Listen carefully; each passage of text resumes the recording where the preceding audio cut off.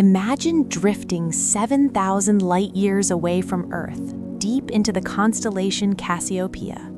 You're looking at one of the most breathtaking structures in our galaxy, NGC 7635, better known as the Bubble Nebula. While it looks like a fragile soap bubble floating in the dark, it is actually a 7-light-year-wide arena of extreme cosmic violence.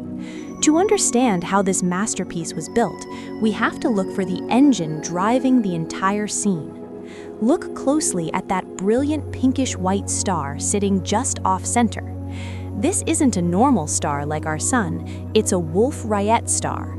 It is roughly 45 times more massive than our Sun and incredibly hot.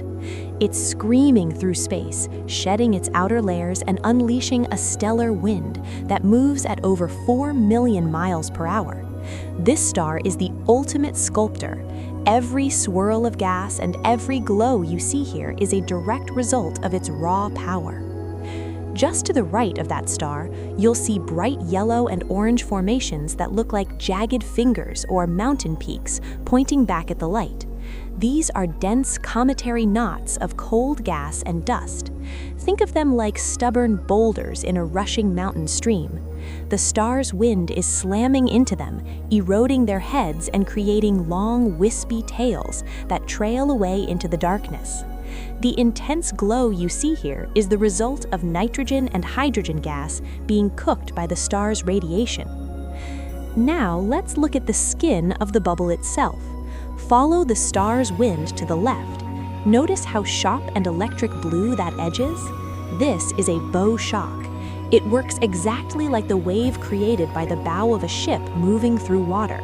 The star's wind is crashing into a wall of cold interstellar gas at such high speeds that it piles up oxygen atoms, heating them until they glow in that signature neon blue.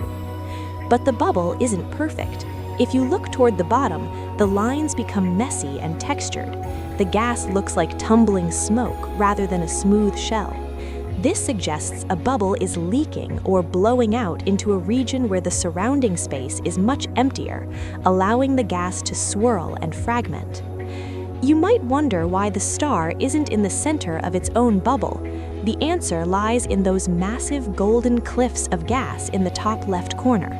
These are dense molecular clouds, thick walls of cosmic dust that act like a shield.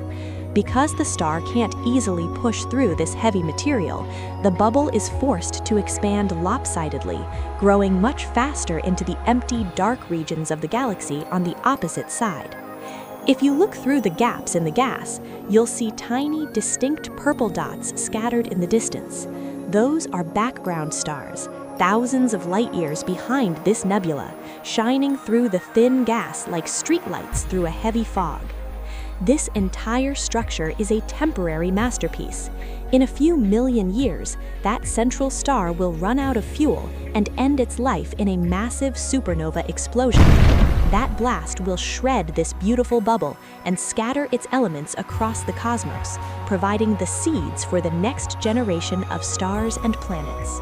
You are looking at a snapshot of a moment that will eventually vanish, leaving only the stardust behind.